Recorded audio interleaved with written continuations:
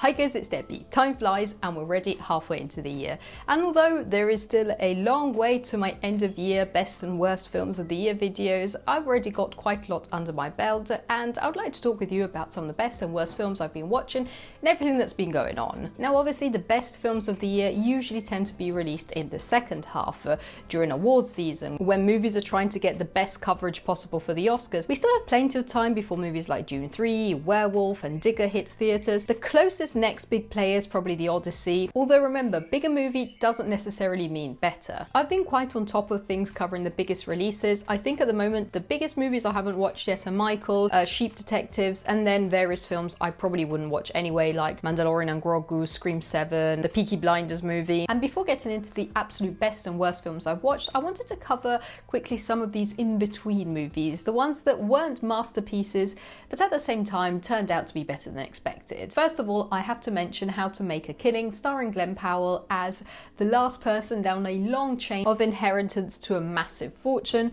but things suddenly start to change and that fortune might not seem as far away anymore. And when that kind of money is involved, things get dirty. I've always found Glenn Powell to be one of those is looks maxing the right word? People. Very American jawline, Top Gun Maverick, anyone but you guy, but who also knows how to make fun of himself and who puts himself in pretty fun and interesting roles. I'm happy I decided to check this movie out for myself, as people were calling it a wasted opportunity, vague and confusing, forgettable, a proof that Glenn Powell can't manage a leading role. It's completely unrealistic, but I found it pretty enjoyable and packed with dark humour. Another movie I think everybody was terrified was going to be awful was the new Devil Wears Prada movie, which didn't turn out to be half as bad as expected. Although thank God it's not playing in cinemas anymore, as the advertisement Disney did for it was insane. You couldn't go anywhere, buy anything without the Devil Wears Prada 2 being slapped on it. The first Devil Wears Prada movie was and still is so iconic that everybody was scared this would be a cringe fest trying to make money off the same jokes. But I felt that within its simple story, it managed to place itself in a modern world of social media, clicks and audience retention, when Miranda Priestley can't say all the nasty things she used to get away with. Another film I didn't expect to be as surprising was Remarkably Bright Creatures,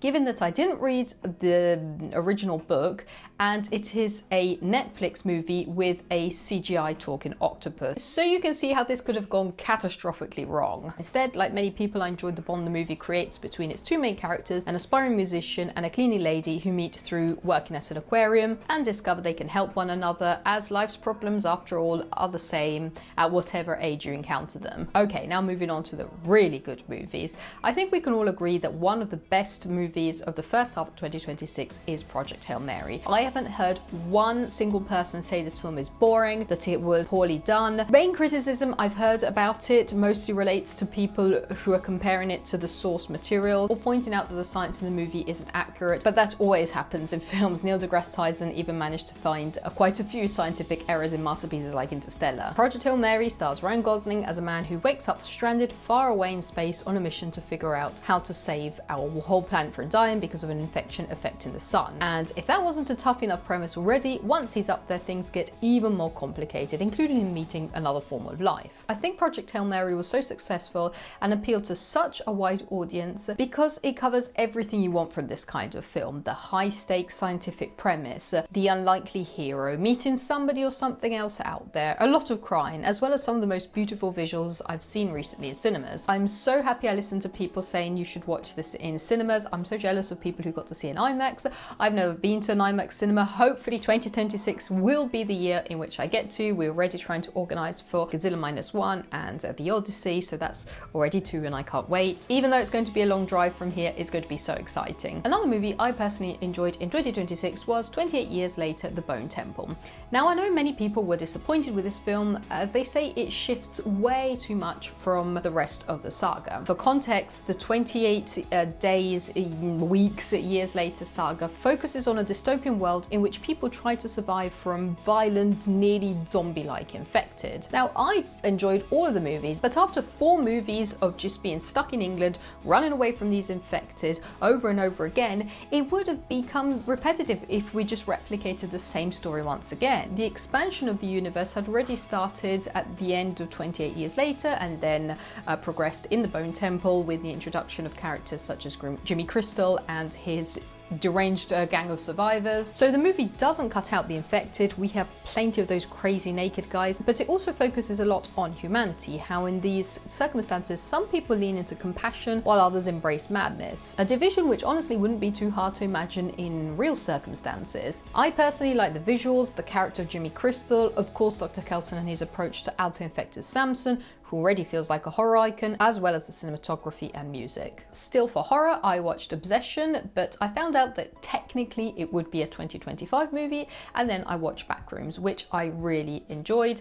There is also a full, easy explanation on my channel if you're interested in that. It's the story of a furniture shop owner who, from his basement, enters a maze of never-ending, weird, distorted, replicating, monster-infested rooms, the Backrooms. Now, whether you'll enjoy this movie depends entirely on what frightens you. Some people say that this premise was absolutely boring, while I personally was covering my eyes in some scenes. I then pretty much enjoyed The Bride, although a few months back I'd said that I was a bit afraid of how it would turn out to be, because from the crew, the trailer, the promotional material, it seemed like they were just capitalizing on making a copy of the Joker. Instead, I found it a pretty decent film. Jessie Buckley was absolutely amazing in her tormented portrayal of a woman brought back to life in order to give a companion to Frankenstein's creature, with all that comes with that. I'm a sucker for gothic romance, for tormented love, for passion and desire beyond what is conventional, so obviously this ticked all of those boxes. It's a pity everybody stopped talking about it just a few weeks after its release. Another movie I found pretty enjoyable was Sam Raimi's Send Help, about a boss who crash lands onto a desert island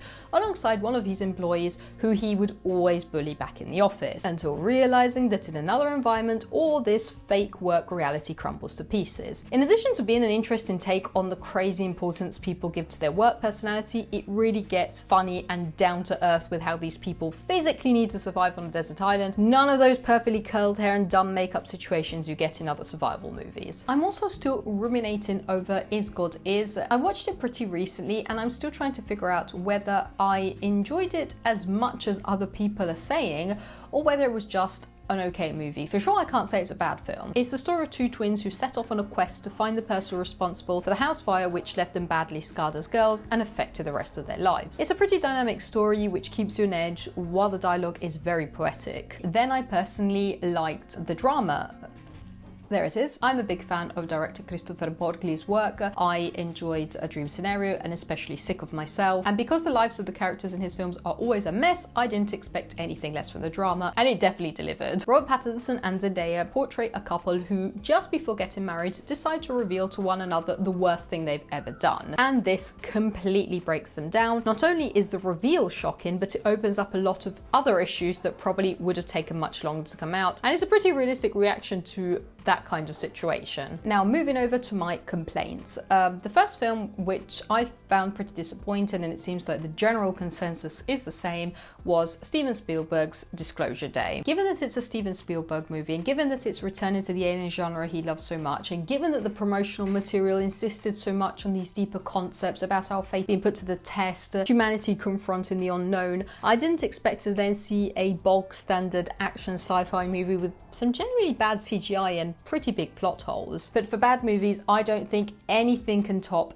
Valentine's Day, one of the worst written and shot films I've seen in a very long time. In addition to the characters just being plain nasty, and not even in a funny Mean Girls way. In the movie, the protagonist, who is totally unpleasant, hates Valentine's Day, and when her boyfriend tries to do something special for her, she keeps trying to delay it. I don't really know what else I can add to the plot. The protagonist is so self-centered, so pick-me, so different from everybody else, so quirky, and a boring boyfriend is just a loser. The dialogues are awfully written, and it was so poorly done that at one point she orders pizza, and I'm pretty sure that they CGI'd a PNG pizza. How can that even be cost effective? Another bad movie I watched is Mother Mary, during which a man in my theatre actually got up, swore at the screen and walked out. But I'll leave you to form your opinion, as I've read some reviews of people saying they found it pretty deep and interesting. In the movie, Anne Hathaway plays a pop star returning to her career after a bad accident on stage. She contacts her old close friend and seamstress to make her combat costume, and the two spend 2 hours talking in metaphors as the plot gets weirder and weirder.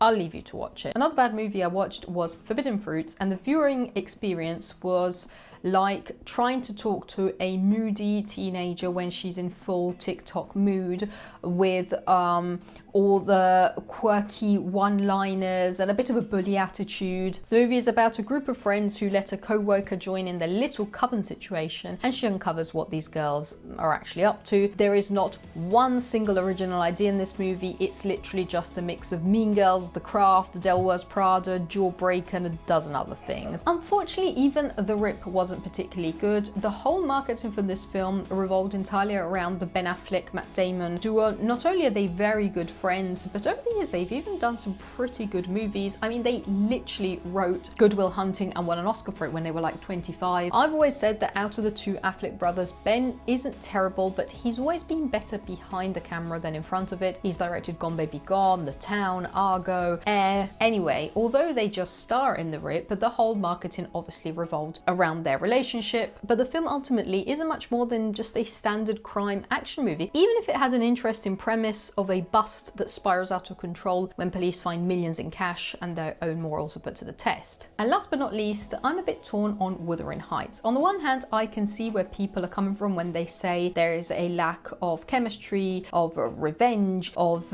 emotion, but on the other hand, I can't deny that I really enjoyed the visuals and the soundtrack, the cinematography. In hindsight, I think that if I hadn't seen this at the cinema and I'd seen it at home, I probably would have been way faster to dismiss it. At least on the big screen, I enjoyed the cinematography, the costumes, the sound. I then watched other things like the documentary about Mackenzie Shirilla, Louis Theroux's documentary Into the Manosphere, and series like Euphoria and Beef, but I won't include those here today. And now it's time to enter the second half of the year, which usually has the best movies for us.